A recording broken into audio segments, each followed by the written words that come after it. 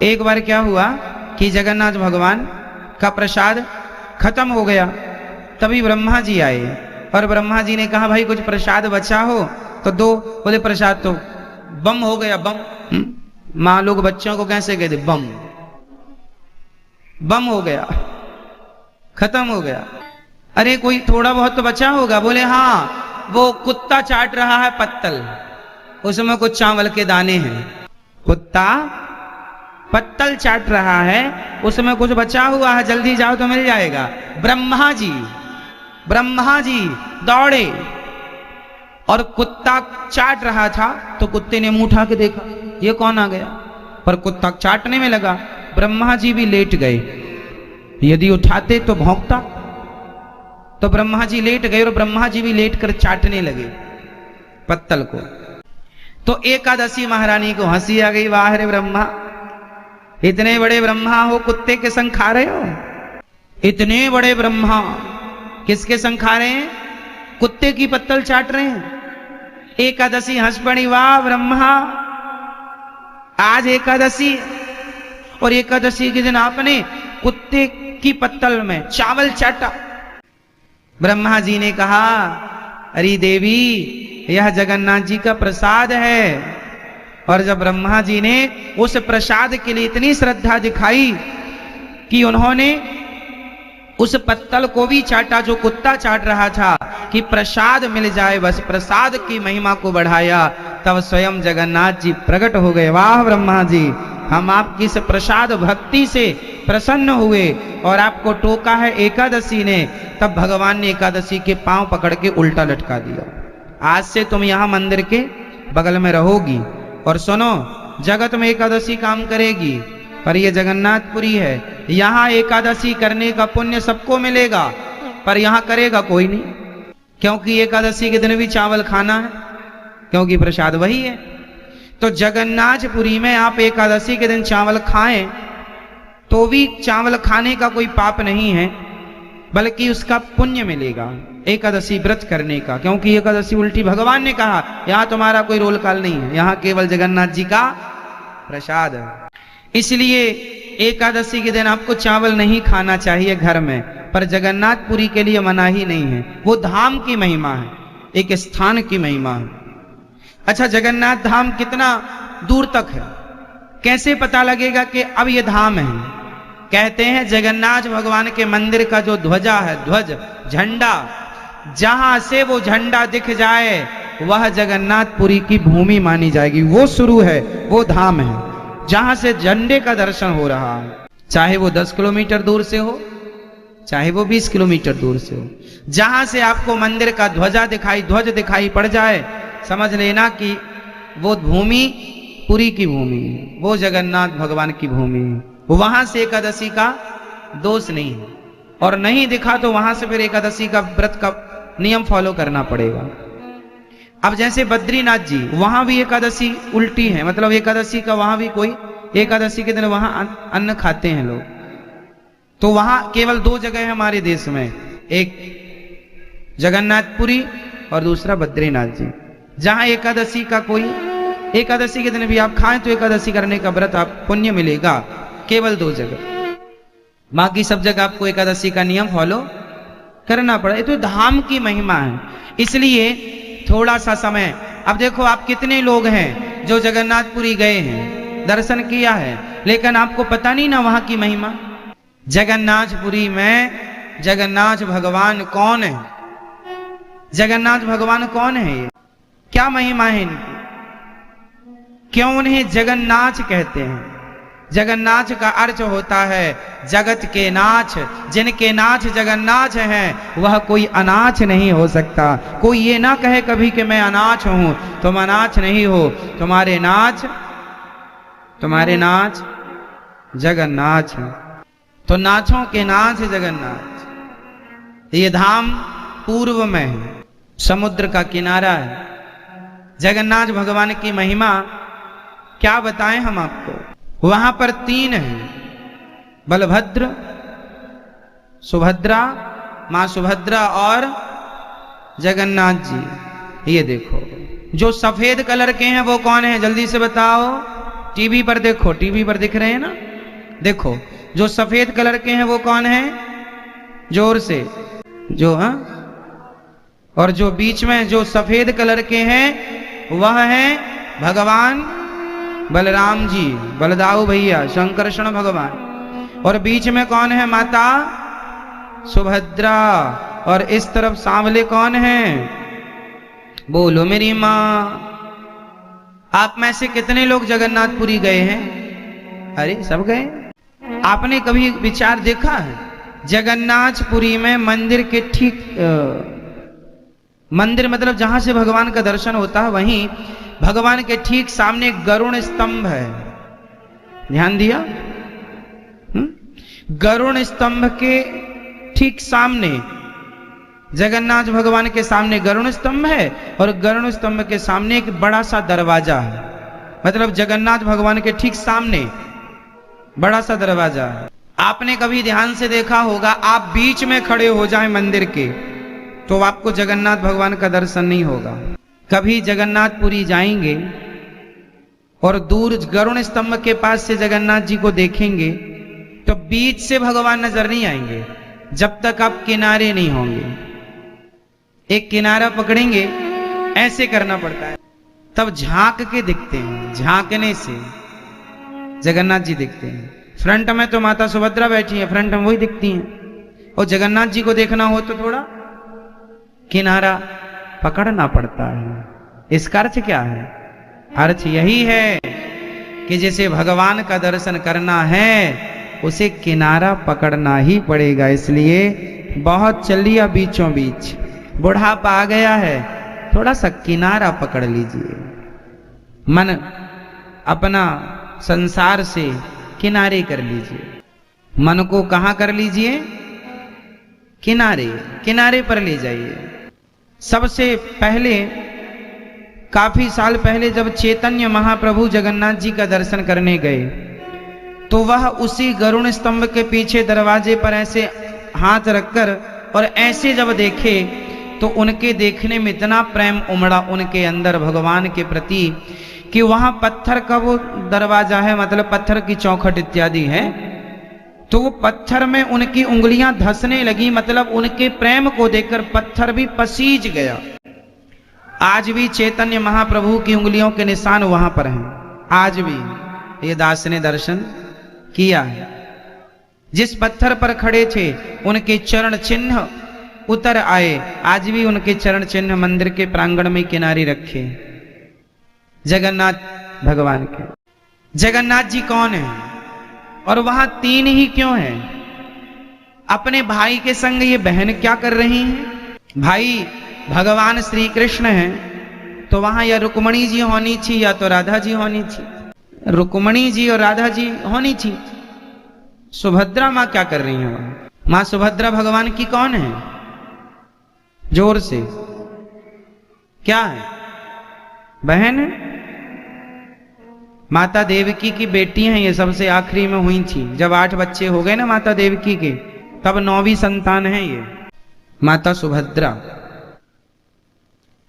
तो ये कहानी, जगन्नाथ भगवान की कहानी भी, जगन्नाथ भगवान की कथा भी वृंदावन से शुरू होती है। जगन्नाथपुरी के पास आपने 25 किलोमीटर दूर पर एक साक्षी गोपाल जी का दर्शन किया होगा। जगन्नाथपुरी के पास ही वहां पर साक्षी गोपाल जी हैं, है ना? वो साक्षी गोपाल भी पहले वृंदावन में थे। एक भक्त के संग वो गए थे वहां गवाही देने के लिए। कथा अलग है। अभी मैं आपको जगन्नाथ भगवान की कथा सुनाता हूं कि वृंदावन से जगन्नाथ भगवान का क्या कनेक्शन है, क्या जुड़ाव है। सुनिएगा, द्वारिकाधीश जी का भी कनेक्शन वृंदावन से ही है, उनकी कथा भी यहीं से है, और जगन्नाथ भगवान की कथा भी यहीं से है। और दक्षिण भारत में जो रंगनाथ भगवान है उनकी कथा अयोध्या से है। अभी जगन्नाथ जी की सुनिए। भगवान जगन्नाथ जी मतलब भगवान श्री कृष्ण, बलभद्र मतलब बलराम जी, और सुभद्रा मतलब माता सुभद्रा। समझ रहे हैं? ये घटना कब की है? जब भगवान श्री कृष्ण वृंदावन में गोपियों को छोड़कर चले गए और जाकर के जब भगवान द्वारिका के राजा हो गए और द्वारिका में जब राजा होकर भगवान ने सुदामा से भेंट की। सुदामा से भेंट करने के बाद एक दिन भगवान का मन हुआ कि मैं अपनी गोपियों से मिलकर आऊं। कुरुक्षेत्र की यात्रा में निकले भगवान। तो भगवान, ये घटना तब की है जब भगवान को वृंदावन से गए 100 साल हो चुके थे। भगवान श्री कृष्ण को वृंदावन से गए कितने वर्ष हो चुके थे? 100 साल बाद भगवान श्री कृष्ण धरती पर 125 वर्ष तक रहे हैं अपनी लीला को करने के लिए शरीर के साथ। भगवान श्री कृष्ण कितने वर्ष तक लीला किए हैं? 125 वर्ष। और ये घटना कब की है? जब भगवान वृंदावन से, मतलब उस समय भगवान की आयु 111 वर्ष रही होगी लगभग। तो भगवान द्वारिकाधीश ने मन बनाया कि चलो हम कुरुक्षेत्र चलते हैं। उस समय, उस जमाने में कुरुक्षेत्र बड़ा तीर्थ रहा करता था। आज भी कुरुक्षेत्र तीर्थ है। तो उस जमाने में भगवान अपनी सारी पत्नियां, भगवान बोले हम जा रहे हैं, तो पत्नियां बोली हम भी चलेंगे। तो कौन कौन आया संग में? 16,108 पत्नियां आई। बाल गोपाल भी आए थे, भगवान के बेटा पोता नाते सब, पूरा परिवार। ढेर सारे रथ, यात्रा चली। चलते चलते जब भगवान द्वारिकाधीश, द्वारिका से हमारे श्याम सुंदर जब वृंदावन पहुंचे तो वृंदावन की मिट्टी ने श्याम सुंदर को मानो रोक लिया। वो आगे बढ़ ना सके। उनको वो बचपन की याद आ गई, ये तो मेरा वृंदावन है। और भगवान उतर कर इस ब्रज की भूमि पर लौटने लगे। श्याम सुंदर इस ब्रज रज में लौटने लगे कि ये मेरी वही धरती, वर्षों बाद मुझे मिला है ये अवसर।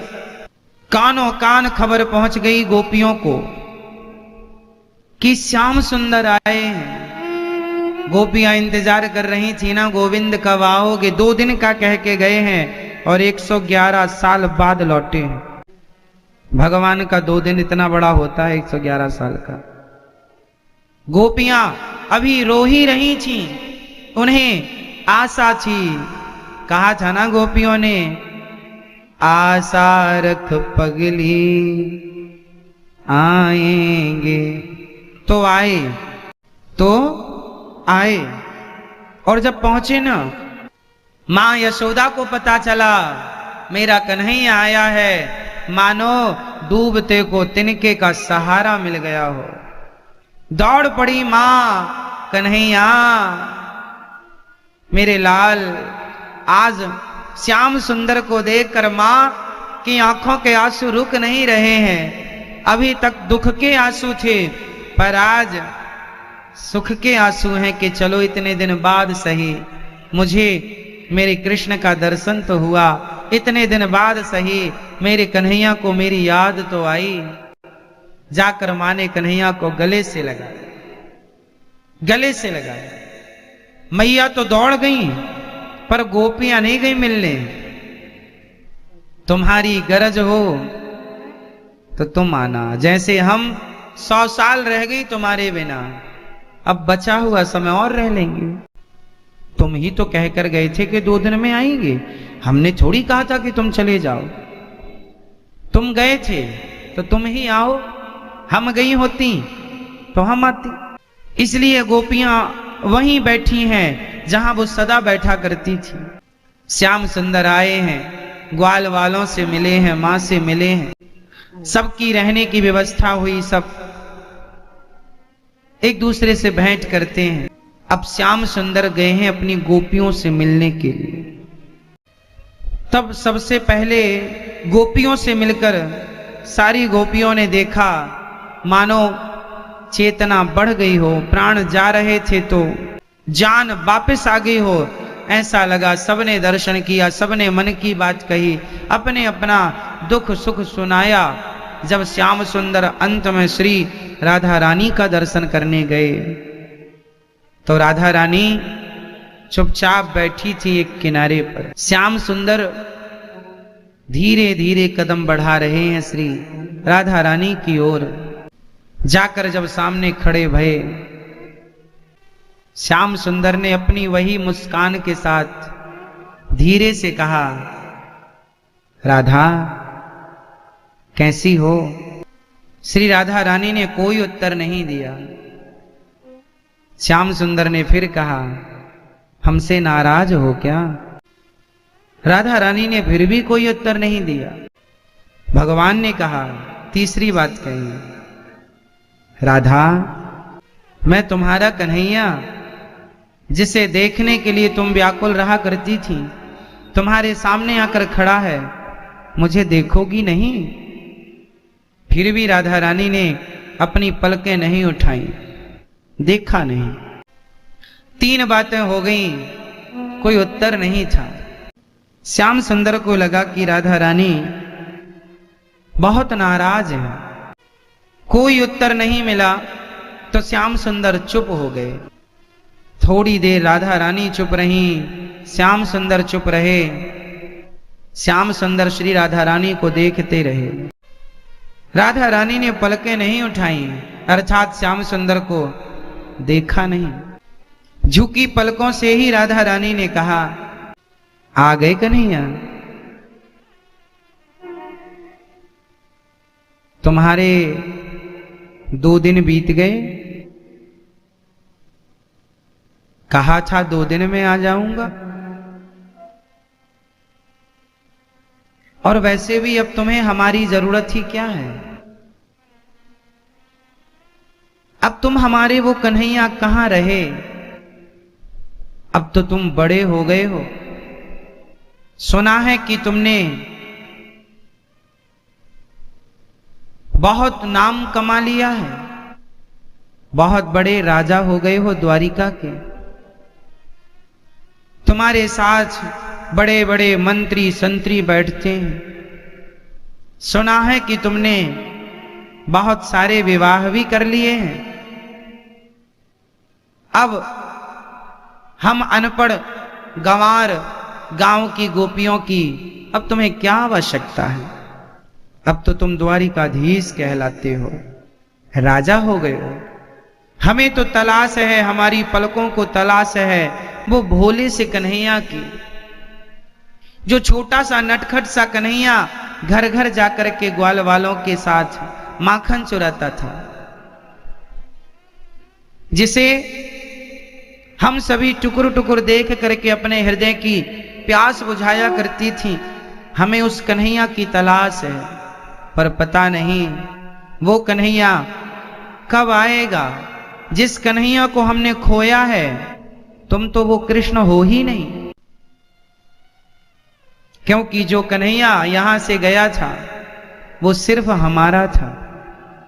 तुम किसी और के हो गए हो, इसलिए अब तुम हमारे नहीं रहे।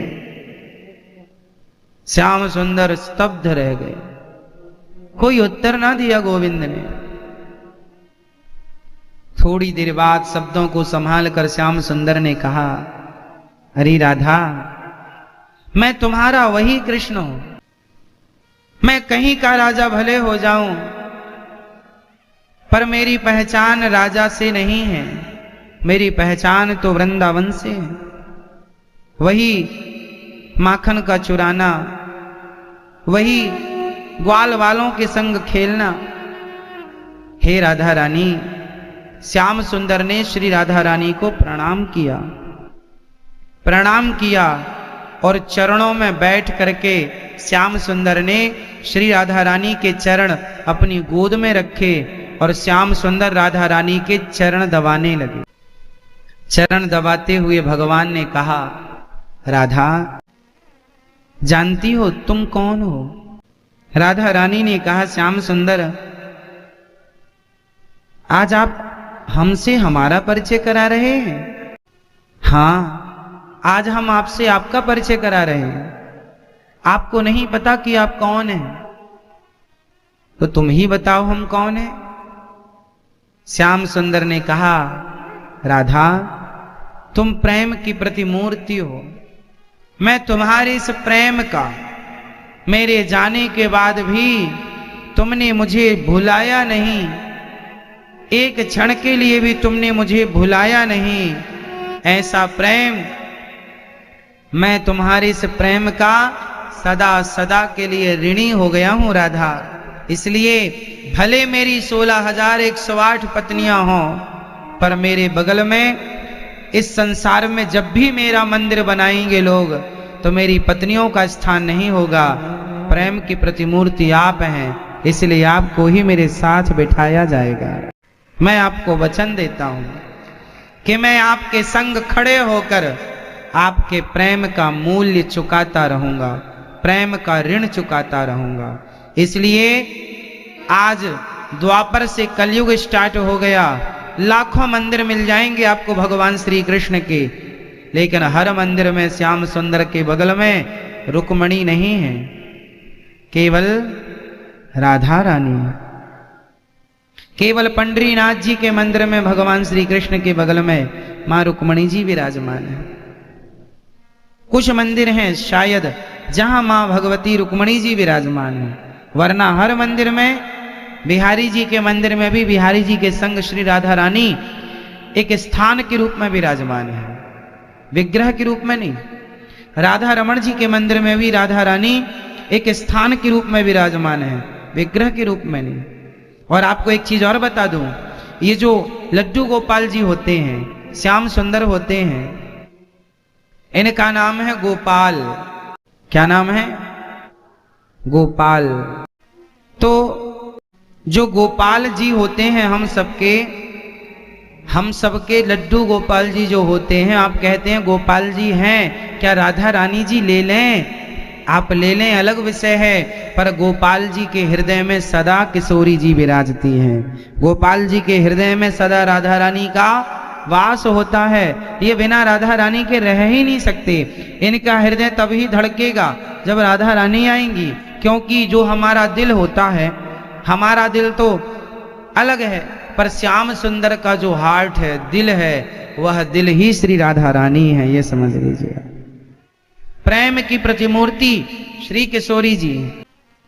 तो राधा रानी को भगवान ने कहा कि आपके प्रेम के ऋण को मैं कभी चुका नहीं सकता, प्रेम के मूल्य को मैं कभी चुका नहीं सकता, इसलिए ऋणी है भगवान।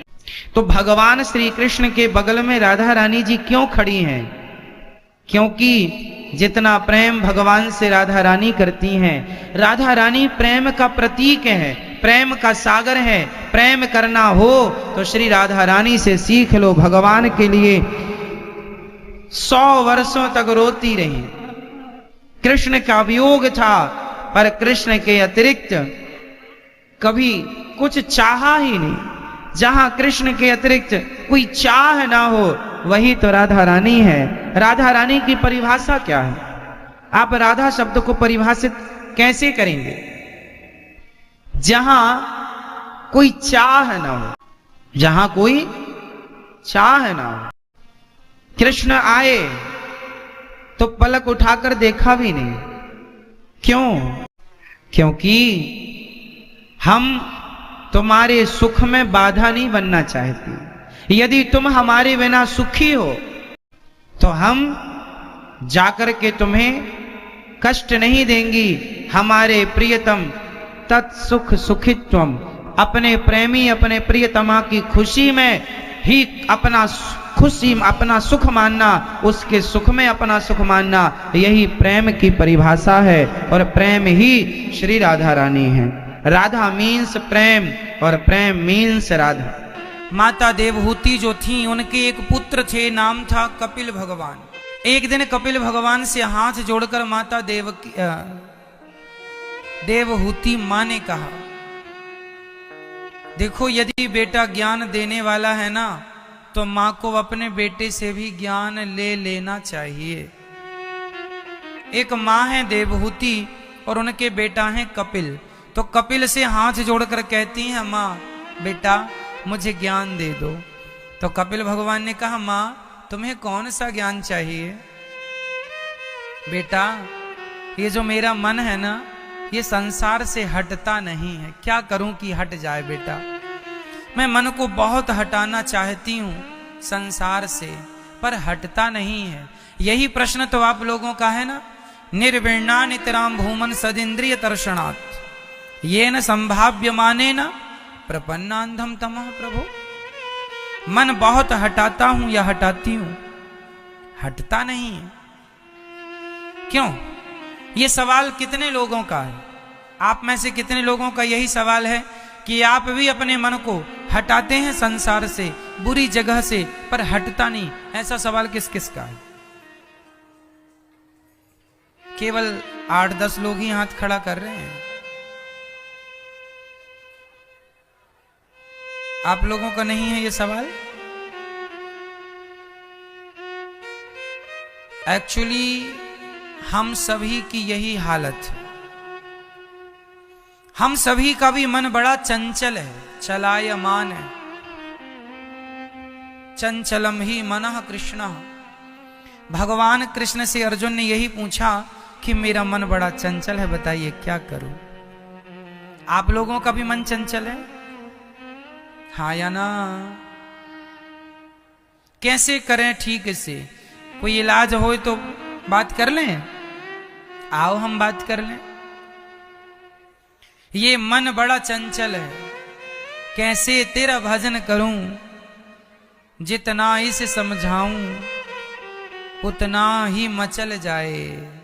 बड़ा चंचल है।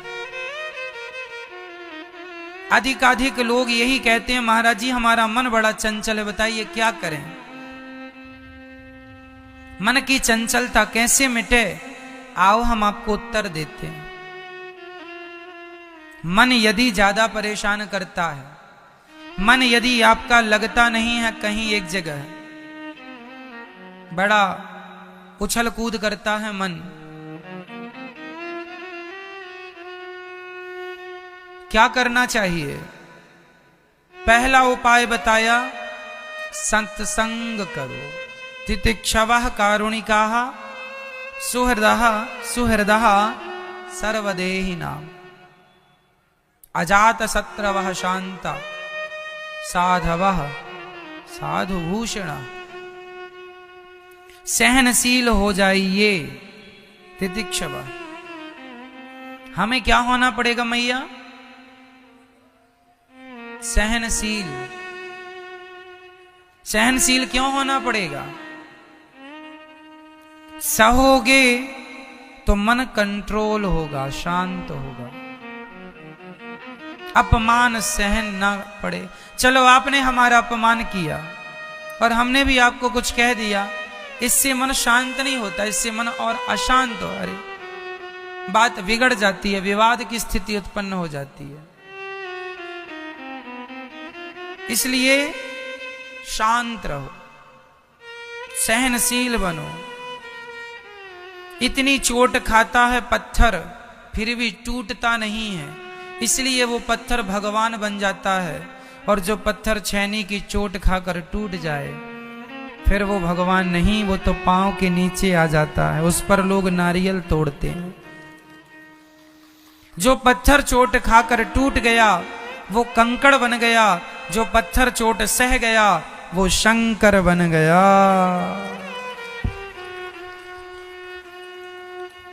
तो क्या करना पड़ेगा? सहन करना पड़ेगा। तितिक्षवा, सहो, हृदय में करुणा हो, कारुणिकाः सुहृदः सर्वदेहिनां। सब में भगवान का दर्शन करो मां। अब ये बताओ, कपिल भगवान से माता देवहूति ने पूछा कि भक्ति का स्वरूप क्या है, भक्ति कैसे की जाए? तो उत्तर मिला, सेवा कथा रस महो नितराम पिबत्वम। सेवा क्या करनी है हमें? अकेली भक्ति क्या, माला जपने का नाम भक्ति नहीं है मेरी मां। माला जपने के संग आपको सेवा करनी पड़ेगी। चल रही है, ईश्वर चला रहे हैं, तुम कुछ भी ना करो तो भी यहां सारे काम ज्यों की त्यों होंगे, क्योंकि करने कराने वाले भगवान हैं। हमारी तुम्हारी कोई हैसियत नहीं है। हम लोग सिर्फ झूठा अहंकार लिए बैठे हैं, हम कर रहे हैं या हम करेंगे, सब भगवान करते हैं। और आपको विश्वास नहीं है तो आप घर से जाके देखो 1 महीने के लिए तीर्थ में। भगवान का चिंतन करना मेरी मां, तुम्हारे भले के लिए कहता हूं। कुत्तों की मौत ना मर जाना, बड़ा अनमोल है ये जीवन। मरते समय भगवान का चिंतन हो गया। अरे नाम रूप लीला धाम 4 चीजें हैं। कितनी चीजें हैं मेरी मां? या तो भगवान के नाम का सहारा लो। घर में काम करते हुए क्या बोलना है? श्रीमन्नारायण श्रीमन्नारायण श्रीमन्नारायण। किसका सहारा लेना है हमें? जोर से बोलो मेरी मां। किसका? मैया किसका? नाम बोलो। किसका नाम? भगवान के नाम का आश्रय लो। श्रीमन्नारायण श्रीमन्नारायण श्रीमन्नारायण श्रीमन्ना। श्री कृष्ण राधा राधा राधा राधा। भगवान के नाम का आश्रय लीजिए, केवल नाम। श्रीमन्नारायण श्रीमन्नारायण श्रीमन नारायण नारायण। श्री कृष्ण श्री कृष्ण श्री कृष्ण।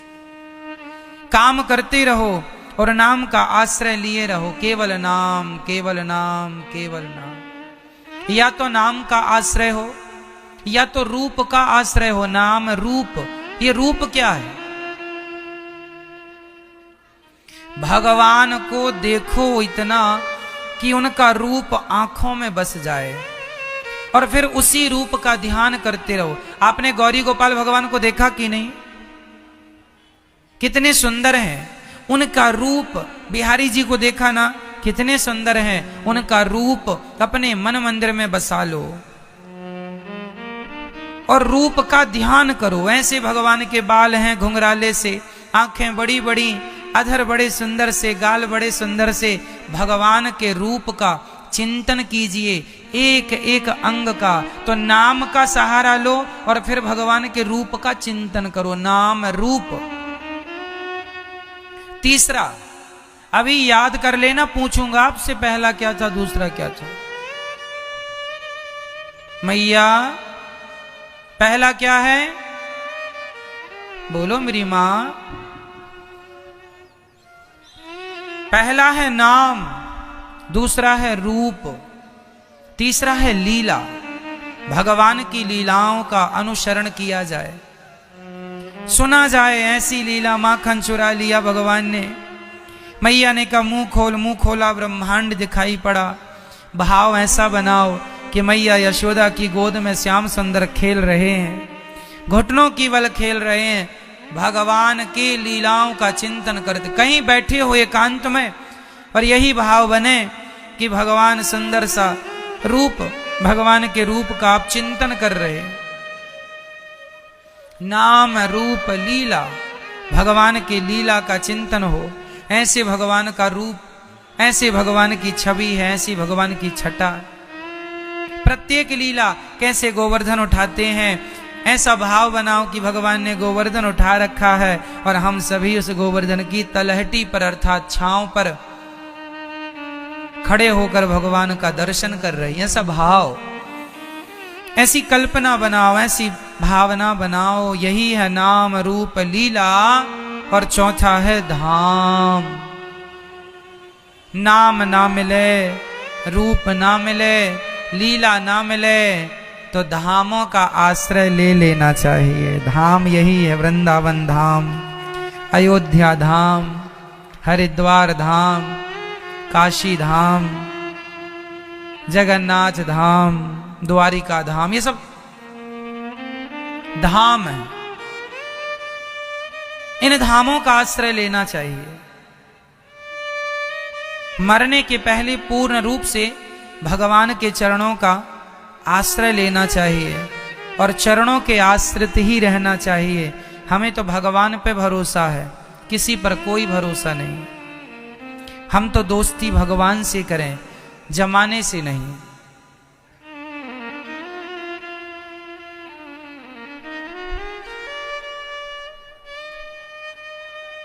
श्री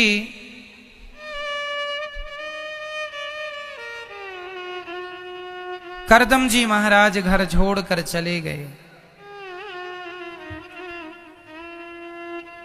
ये बातें बड़ी ज्ञानवर्धक हैं, जीवन में उतर जाएं तो सारा दुख दूर हो जाए।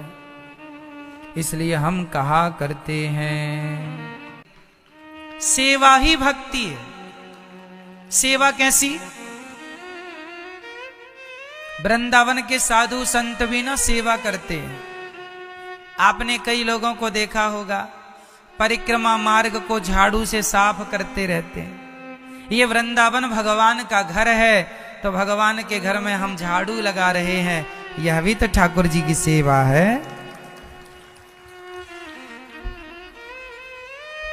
धर्मराज युधिष्ठिर ने यज्ञ किया, उस समय भगवान श्री कृष्ण ने भी एक सेवा ली थी। बताओ, आप बता सकते हैं कौन सी?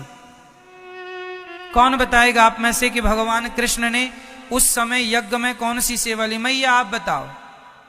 मैया, हाँ मैया बताओ, क्या सेवा ली थी भगवान श्री कृष्ण ने धर्मराज युधिष्ठिर के यज्ञ में? जब यज्ञ हुआ था तो भगवान कृष्ण ने कौन सी सेवा ली थी? कौन बताएगा? ये मैया बताएंगे। हाँ, आप बताइए, आप बताइए भाई प्रभु जी। हाँ मैया, ओ मैया, यहां देखो मेरी माँ, बताओ क्या सेवा ली थी भगवान ने? नहीं, डे बोले हम टुप्पई टाप। दादाजी आप बताओ, भगवान ने कौन सी सेवा ली थी? बेटा आप बताओ। नहीं पता? मैया आप लोग बताओ। हाँ, आप लोग बताइए जोर से। हाँ, उस यज्ञ में भगवान ने सभी ब्राह्मणों के चरण धोलने की सेवा ली थी।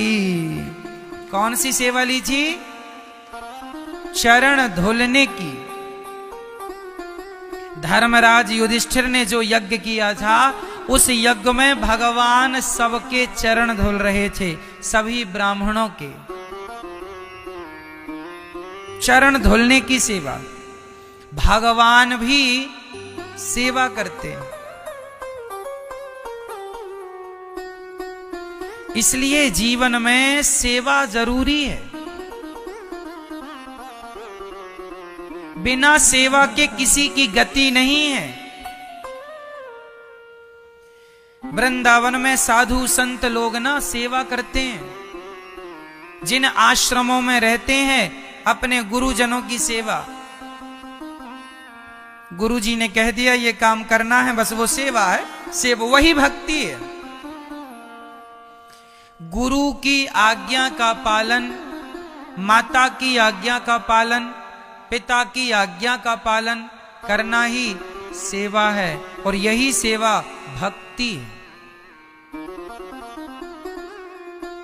जैसे ये दास अनिरुद्ध ने सेवा ली, सभी को भोजन कराने की सेवा ये दास अनिरुद्ध की है, तो सेवा है। हमने एक सेवा पकड़ ली, आप भी एक सेवा पकड़ लो कि आप 15 दिन में एक बार सबको भोजन कराएंगे गौरी गोपाल अन्न क्षेत्र में, गौरी गोपाल जी की रसोई में। 15 दिन में, 1 महीने में, 2 महीने में, जब आपका मन हो, सेवा से जोड़ लो। और घर में सेवा किया करो। भगवान जी को नहला देना, उन्हें कपड़े पहनाना, ये भी एक सेवा है। भगवान के मंदिर में झाड़ू पोंछा कर देना, ये भी एक सेवा है। माँ के पांव दबा देना, ये भी एक सेवा है। पति की आज्ञा मानना, पति के चरण दबा देना, यह भी एक सेवा है। अपने घर को मंदिर मानकर कि ये भगवान का घर है, फिर घर में झाड़ू लगाओ इस भाव से कि ये भगवान है, तो वो झाड़ू लगाना भी भक्ति हो जाएगी। भोजन बनाओ इस भाव से कि ये भोजन बना रहे हैं हम, ये भगवान के लिए बना रहे हैं, तो वो भोजन बनाना भी सेवा हो गया। हाँ, तुम ही निवेदित भोजन करहीं, सब कुछ भगवान को सौंप के करो, सब कुछ भगवान को सौंप दो। अब सौंप दिया इस जीवन का सब भार तुम्हारे हाथों में।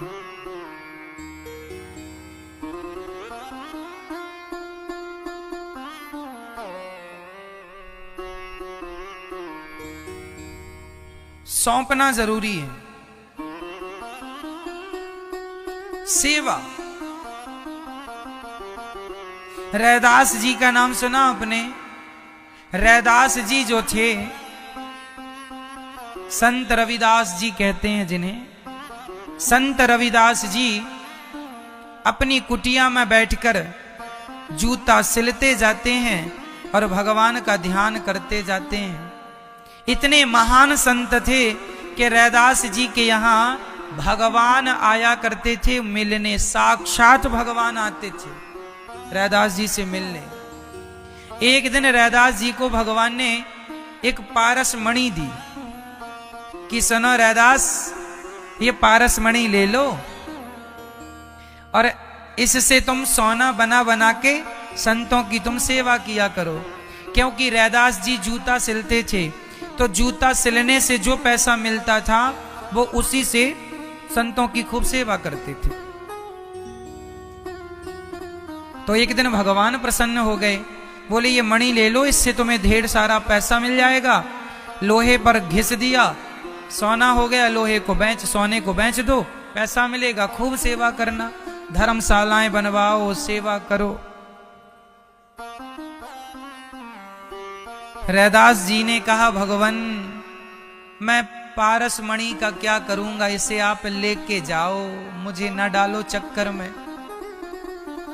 सोचो कि रैदास जी इतने बड़े भक्त थे कि भगवान ने पारस मणि दी, उस पारस मणि को ठुकरा दिया और कह दिया कि मैं जूता सिलता हूं यही अच्छा है, जूता सिलूंगा, जूते का काम करूंगा, जो मेरे पिता का काम था वो करूंगा और वही काम को करते हुए 2 पैसे बचा बचा करके मैं साधु सेवा, समाज की सेवा करता रहूंगा। तो सेवा काम करते रहो, सेवा करते रहो और भगवान का चिंतन करते रहो। इससे बड़ी भक्ति इस धरती में कुछ हो नहीं सकती। सेवा ले लो, आप भी अपने गुरुजनों की सेवा लो। गुरुजी सेवा बताइए, आज्ञा बताइए।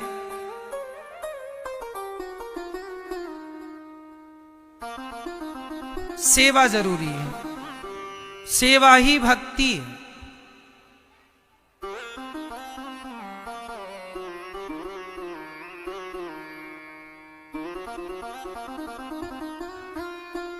हमने बड़े बड़े साधु संतों को देखा है कि वो मंदिरों में जाके झाड़ू लगाते, पोंछा लगाते, राधा रानी के लिए, गोविंद के लिए रसोई बनाते। ये भी एक सेवा है उनके लिए। अच्छा एक बात बताएं, जो सेवा हम यहाँ करते हैं ना, ठीक वही सेवा हमें वहां मिलती है भगवान के यहाँ। इसलिए यहां शुरू कर लो कोई सेवा।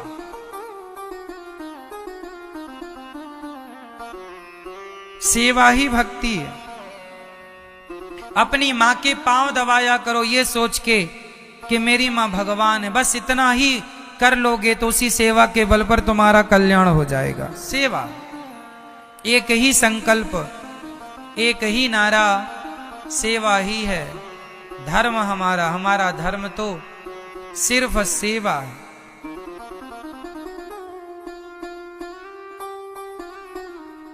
सेवा कथा रस महो नितराम पिबत्वम। सेवा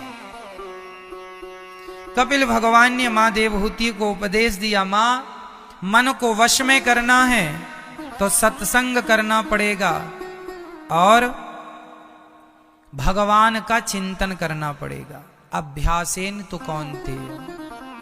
एक बात बताऊं मैया, जब कोई बालक पहली बार स्कूल जाता है तो स्कूल जाने में रोता है कि नहीं? पर मां जबरदस्ती उसे स्कूल भेजती है। उसी प्रकार तुम्हारा मन भी बच्चा है, वो भगवान का चिंतन करने बैठता है ना, भागता है। जैसे बच्चा स्कूल जाने से भागता है, ऐसे ही तुम्हारा मन भी भगवान से भागता है। नहीं जाऊंगा, नहीं पूजा करूंगा, मन नहीं लगता। लेकिन ना मन लगे तो भी मन लगाना। स्कूल ना जाए बच्चा तो भी जबरदस्ती भेजना। जब रोज रोज भेजोगे तो एक दिन तुम्हारा बच्चा, वही बच्चा जो स्कूल जाने से रोता था, वही IAS IPS बन के देश की सेवा करता, बड़े बड़े पदों में चला जाता है ना। वही बेटा बड़ा बिजनेसमैन, बड़ा व्यापारी बन के देश की सेवा कर लेता है पढ़ लिख कर। तो मन ना लगे भगवान में तो भी मन को जबरदस्ती क्या करो मेरी मां? मन ना लगे तो भी क्या करना है बताओ मैया, बताओ, आप बताओ। मन ना लगे पूजा पाठ में तो क्या करेंगी आप? बताओ